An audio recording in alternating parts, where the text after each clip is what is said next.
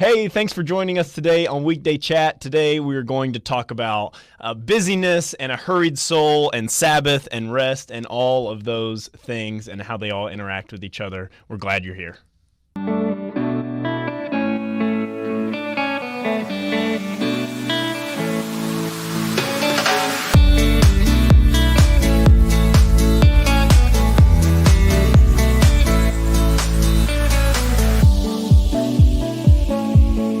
Hey everyone, this is Riley and my name's Morgan, and on this past Sunday, Luke brought us a slightly convicting message, for me at least, I think probably for everyone, about just having a hurried lifestyle and being in too big of a hurry and claiming we don't have time to love those people around us. So Riley, we just want to talk about that because it's super prevalent in my life. I know I'm a go. I need to get 80 things done before I can feel like I get one thing done. And I often willingly make myself too busy and not available to the people around me.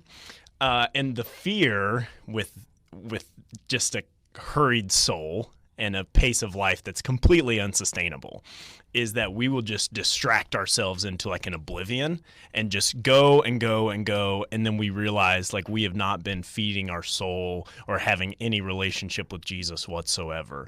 So in that, that's definitely a part of my story of following Jesus.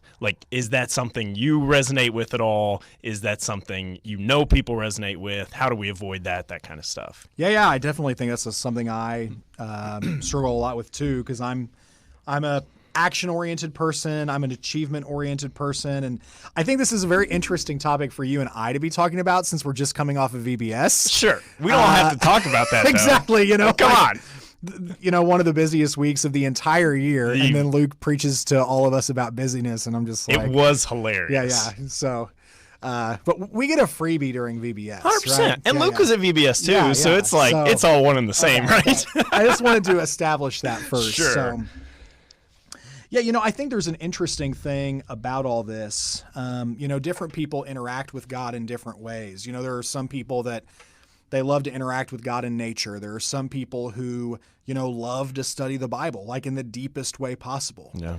There are people like me who I would say I feel God the strongest when I'm doing something for him.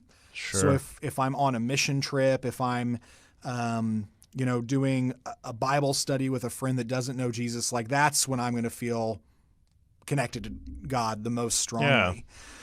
But even for people like us, there are times when we need to slow down. We need to be more contemplative, and for some of us, that's definitely stronger than others. And I think for a lot of us, because our culture is so rushed, we get into this attitude where our faith is honestly pretty shallow. Yeah. I think one of two different things happens. One is maybe we're just checking boxes. So okay, I read my Bible today. Check that box. Now I run on to the next thing and don't think about it the rest of the day. Yeah. I prayed this morning. Okay, that box is checked. I went to church this week. That box is checked. So it becomes a checking a box thing where, okay, I accomplished this task. Now let's go to the next thing. And we don't spend any time really thinking through that after the fact. I think another thing that we do, and this is something that Luke talked about in his sermon, is we do two things at once. So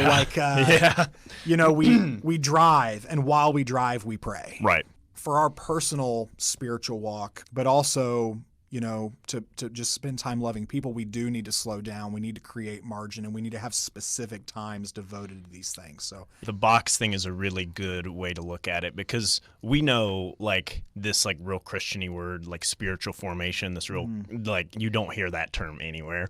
But every right? One of those church words that you will never hear anywhere. Sure, 100%. Yeah, exactly. But we know that that's simply just doing things every day that's going to make your life look more like it would look if Jesus was you, right?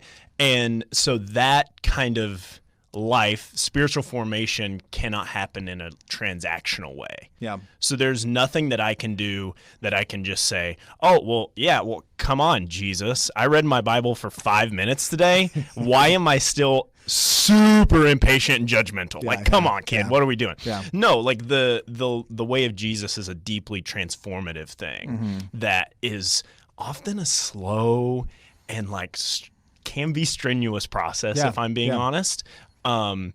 Whether, maybe you've been praying for something which seems you've prayed for it for years and nothing's come of it, or you're focused on trying to be more patient or less this or less that, and it's just taking so long. So then you just get hurried and hurried and hurried and hurried. Another church word that you'll never hear anywhere else is sanctification. And I don't know if I can spell that. Yeah, that's what we're talking about here. Sure.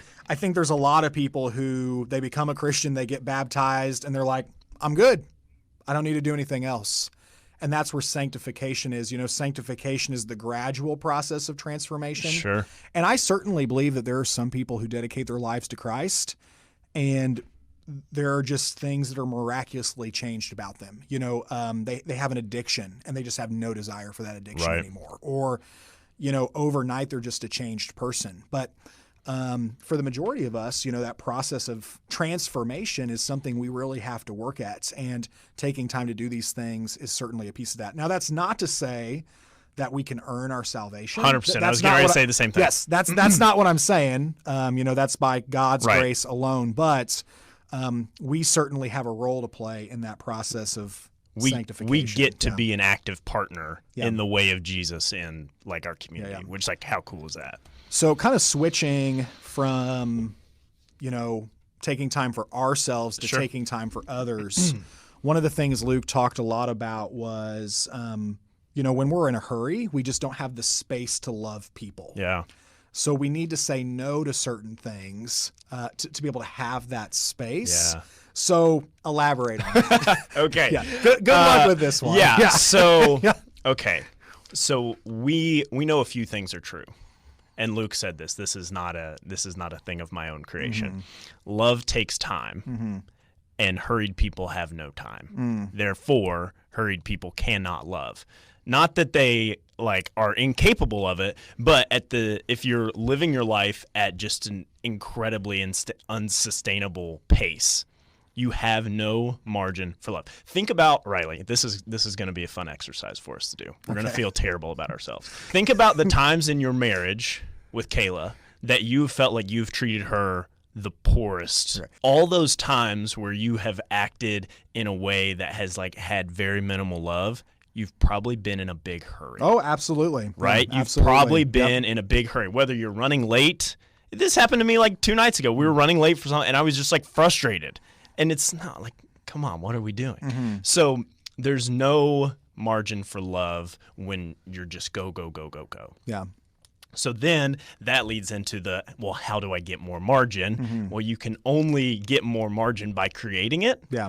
And you create margin by saying no to certain things, which is hard. Yeah. Because I like doing stuff. Yeah. You like doing stuff. We have interests and we have hobbies for a reason. We're just wired to enjoy those things. Yeah. But we have to ultimately decide, is my life about me or not?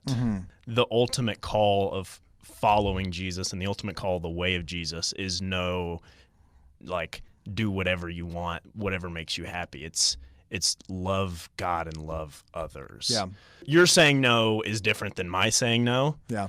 Just because we live different lives. But ultimately, the end goal of saying no is not to become these hermits that people know, we better not ask Morgan to do anything because he'll just shut us down. Yeah. But it's just to have ample margin to love people. I think about the story when Jesus was walking through the crowd to go heal someone, right? And then this lady just grabs him by the bottom of his robe and completely stops his entire mission. He was just dialed in on doing this. And instead of being frustrated, which others around Jesus was frustrated she was doing this, Jesus stopped everything, healed this woman, loved her, showed her the power and the grace of God, and then went back to what he was doing. Yeah. So it's just it's challenging, and but it's all for a purpose of just creating margin to love. Luke challenged another thing in the sermon, in this kind of creating margin, and that was to create margin for rest, this thing he called Sabbath, which I never really understood what Sabbath was until probably 2 years ago, and I grew up going to church. Sure. And Luke basically said the point of Sabbath is not a day off. It's not like just like sit on the couch and like do that. Like that's a part of it. But the point of the Sabbath is to just find some rest for your soul. Yeah. So through some worship, through some this, through some that. I want to ask you, has that been something that you've experienced and you've like firsthand felt the like benefits to your transformation because of Sabbath? Yeah, absolutely. So I'll kind of, combine the last topic and this topic. One of the things I've been really busy with recently is the Congolese service we started here at the church. For those who don't know, we've got a group of Congolese refugees that are worshiping here each week on Sunday afternoons, and helping them get started, investing in those relationships. That's been a big part of what I've been doing over the last 6, 7, 8 months. And the interesting thing about that is a lot of them, they work nights, so they're not available during like the normal times that you or I would be available with. Probably a month or two in, I realized, okay, the pace that I'm going at, working,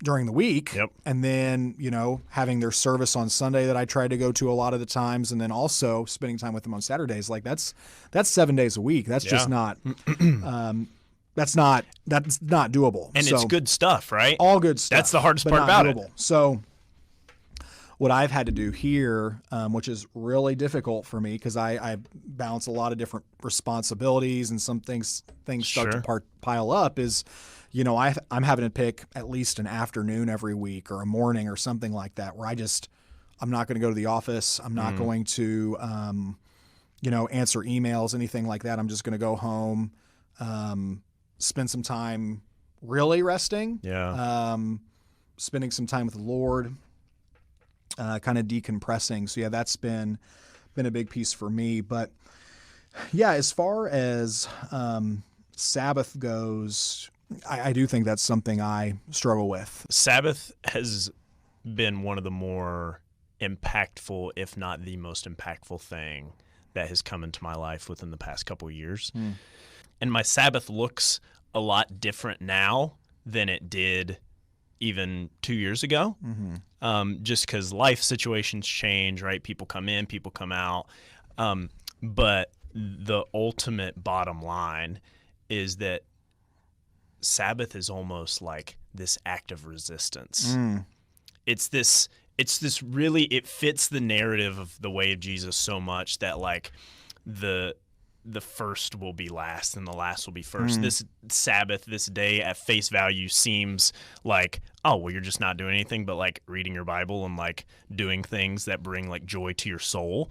Oh, well, but no, in reality, Sabbath is saying, yeah, I'm doing that, but I'm doing that as a way to cognitively and emotionally pull myself out of this worship of go, and this worship of productivity. I'm going against what our culture is telling me to do. Right. Always being busy, always having something to do. Yes, and it's not that we're doing it because we're better. It's not that we're doing it because this or that, but we're doing it because the way of Jesus leads to a transformed life that like you live differently than others. Yeah, that's right? good. Luke told this story that is told by John Ortberg, and his kind of spiritual mentor was the great philosopher, spiritual guru, Dallas Willard. So John's on the phone with Dallas. He's basically like, hey, give me all the answers to life. Here's my situation. Here's where I want to be. How the heck do I get there? And Dallas Willard just simply says, you must ruthlessly eliminate hurry from your life. Hurry is the number one enemy of spiritual formation, or good. Spirituality, I think is the exact word he said.